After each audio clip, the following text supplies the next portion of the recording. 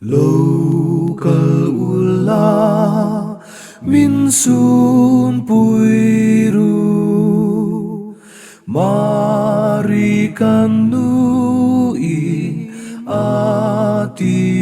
chu Lâu Kal Ula i Sunpui yang i suakan la an keng beta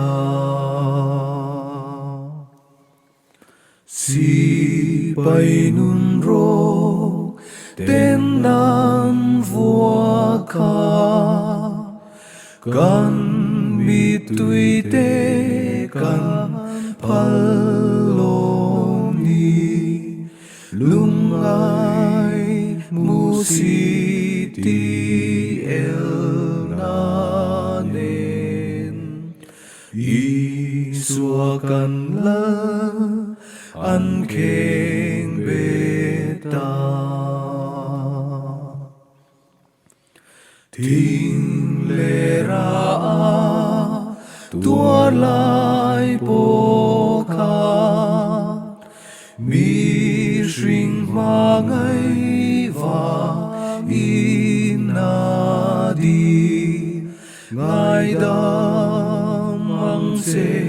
ti na ao i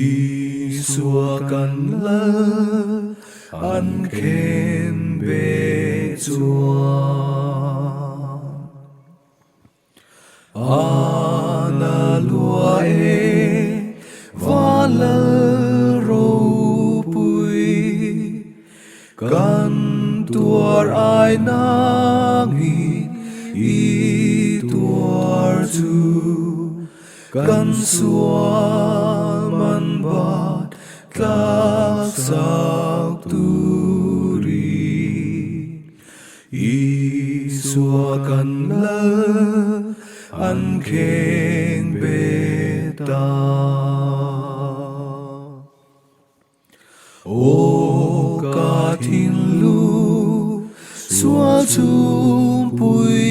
zi lâu kiang ro se va la